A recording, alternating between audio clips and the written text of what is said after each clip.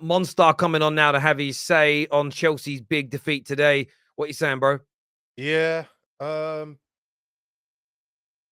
Today it was shocking. As I said it, I don't know if I said it on here, but I definitely said it in a space. I said I don't like what Potter's doing in terms of when you're setting up teams in the Champions League, don't set it up the same way in the Prem. Two completely different competitions. What works in the Champions League is not going to work in the Premier League. Today we set up with two wingers as wing backs, right? Mm. If you don't have a midfield that's going to cover those wing backs, you're going to get exposed. And what you saw today was the midfield was nowhere to be found. And every time Cucurella kept, what they did was they targeted Cucurella, right? Targeted him and was just hammering him, hammering him. You play wing backs. One has to be defensive and the other one can be attacking. That way, when you're defending, you can shift to a 4 and you're covered. Or the midfielders can go in there and cover that space. Unfortunately, today, we saw it. We saw it. And what people are going to say is, oh, how about now? People are at me, Jorginho, he wasn't playing today. Look at how Chelsea performed. And I have to remind people, did Jorginho not play against Man United?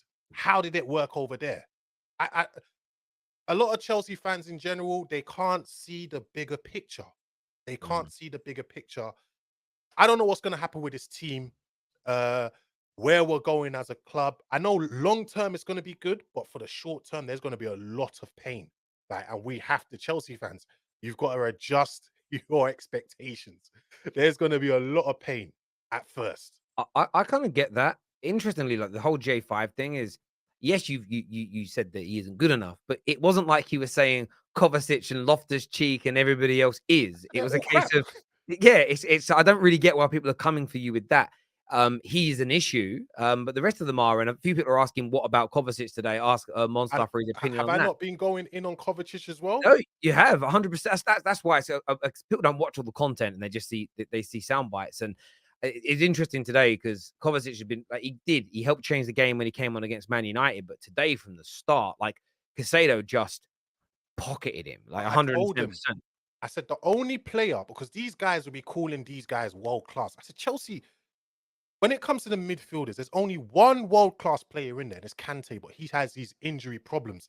I can't pick out one, even half, 6 months, 3 months even of a season where I could say any of these Chelsea players in the Premier League have given me 3 months of consistent form. Jorginho was great in the Champions League and the Euros, but that season he was shocking in the Premier League. Kovacic has always been on and off. He's never been that guy. I don't have to keep telling people. Yeah. These men will tell you he's world class. Okay, look at today. Look at Aston Villa. Look at Brentford. I can keep. I Sample size matters. I can bring a sample size that will tell you all these guys, they're shit. I can't. The sample size matters. The sample size these guys will give me is 5 games. I can give you 5 seasons of them being crap. It's as simple as that. Yeah. So where Chelsea's going, Terry, I don't know. I think there's going to be a lot of L's. Arsenal, oh boy, it's gonna it's gonna be bad. Well, that's such because of this. You don't want to be going 4 games without a win in the Premier League. I know a lot of people abuse me online for saying we won in the Champions League, but the league, that's 3 games without a win. Your next game is hosting Arsenal, and yes, you're at Stamford Bridge, but you're just looking at it now like Pulisic and like people have to go Sterling. Sterling I knew started. it. He started as a wing back today, though. I I, knew Terry. I didn't even deep that until I just looked at I didn't look at any kind of website for like the formation and breakdown. And I'm like, man's being played as a wing back. He is an inside forward. Like, how are Terry. you having a go at Raheem Sterling? It's crazy. So when I came on a few months ago, when I said I'll be back here in January, we'll see where Chelsea are in January, right? I can't remember who I asked, but it might have been Matt or so. I asked someone, I said, we know what Sterling gives us, we know who Sterling is, we know what kind of player he is, right? I said, if Sterling turns out and starts to look at the rest of the attackers, which it is happening right now, what are we going to say then? It's a conveyor belt. I kept telling people, Lukaku is not as bad. I know what he did with the interview was stupid or this and that. He's not as bad as people tried to make him out to be. He's not that horrible a player. He's a striker. All you got to do is provide chances for him. He will get you goals. It's as simple as that.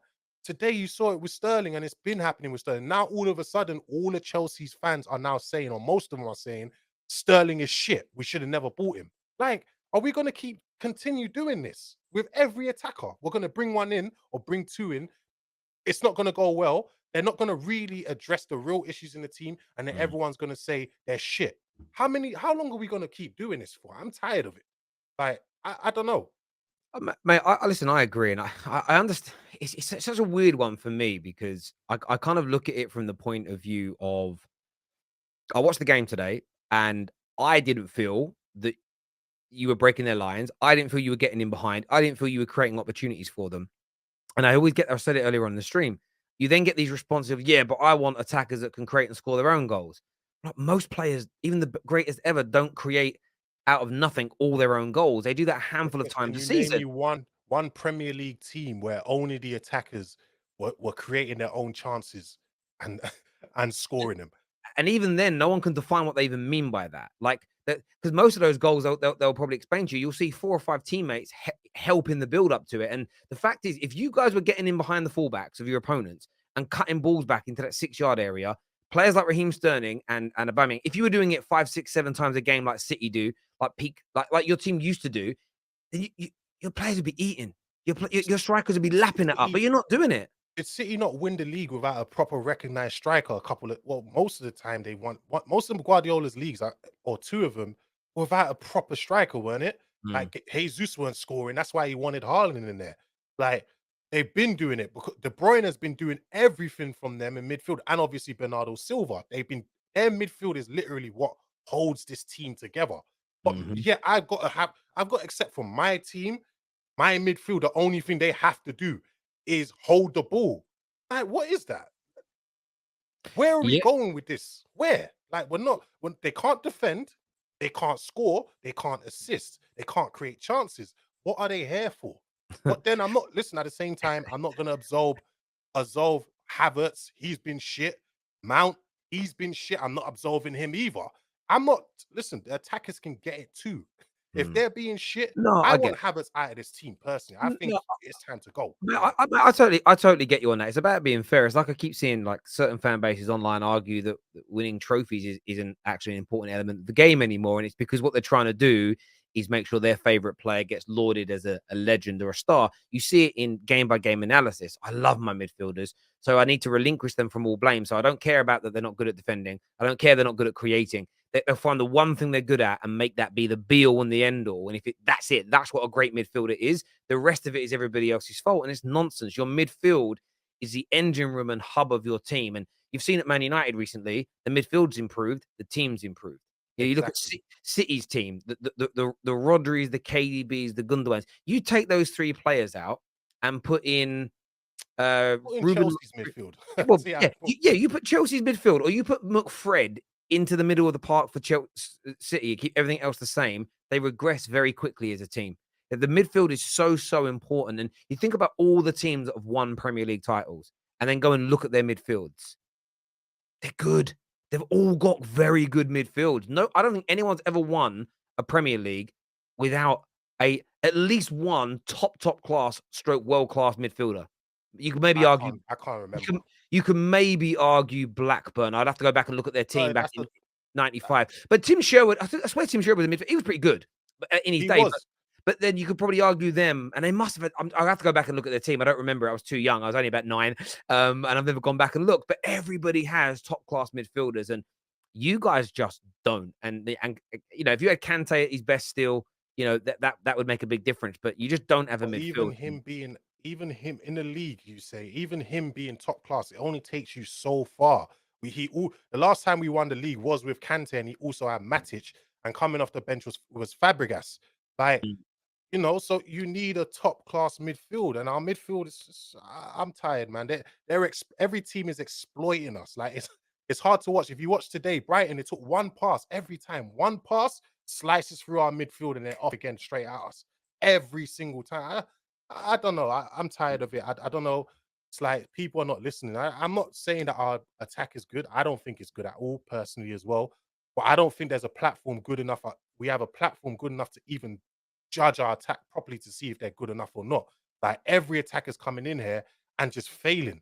Like, it's mm. crazy. I don't know. I don't know. But yeah, Terry, I don't know No, what to say. We took the L. We take it Mate, L no, again. I hear you. Are you confident of top four? Do you still think you can make that, or do you feel like with Man United rising, Newcastle just looking brilliant, and Spurs and Arsenal being ahead of you already, do you feel like maybe you'll miss out this year? I think I think we'll miss out. Um, I think as well missing out. It's tough because obviously the Champions League money is all they're gonna want to need that, especially how much we spend and how much we want to spend, and Mm, obviously we want to bring in top class players as well. It's gonna be tough for Chelsea to get the Champions League. It's gonna be tough.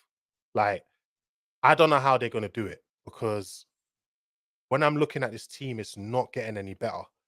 I don't know how. I don't know how. Like we're losing to Brighton. We're struggling against Brentford, Aston Villa. We did win 2-0, but we struggled in that game as well. yeah. Who are these guys beating?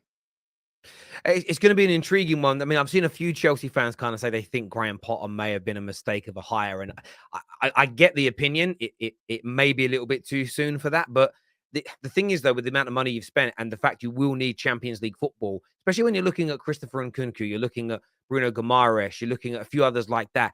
If you miss out on it, Chelsea can still attract people, but it will make it harder. And it's like where's the money coming from? Because Champions League football is so lucrative. So it's going to be, listen, it The makes the number season one, more exciting. the number one player to me, I don't think we'll have an issue with Nkunku. I think the big problem, Chelsea want to get Liao. I think that would be a massive challenge to pull off if Mm, we don't get Champions League. yeah, definitely. I mean, you definitely get Declan Rice still. That's the other one. He Yeah, wants we'll me get back. Rice. He wants me back in Chelsea. If you got relegated, I think Declan Rice is the time for you. But there we go. Monstar, always a pleasure speaking, my friend, and we'll chat again soon. Appreciate it. Cheers, bro. Peace, Take care, mate. people. Thank you. Honest words there from Monstar. Obviously, heard from a lot of Tottenham and Chelsea fans today about their team's two games. Hit that like and that share button for us right now. Get that done. A big thank you, by the way, to Strasbourg Steve for becoming an official member again of the Football Terrace. I know a few people have had some issues with their membership not renewing properly today. I've had a few people DM me. It's a YouTube issue. Just try it again. It's yeah, no, it's been a little bit weird in terms of that. His insight is always good, especially for those who don't watch Chelsea much like me. Monstar's just really what I like about Monstar, the most content creators and people that speak on their clubs are not like this. He doesn't toe the party line. He says what he thinks. And that's why you often get a lot of Chelsea fans go, "What? How dare you say that?" He's speaking his mind as opposed to just rattling out the same boring, tired conveyor belt opinions that other people do. And it's why there are certain Spurs fans that attack the Spurs fans that come on the terrace because they call out Conte. And they're like, no, we're pushing the notion that no one should say nothing negative about Conte. That's weird. That's not what being fans is about. You're meant to have differences of opinions, have conversations about them, and don't create weird echo chambers.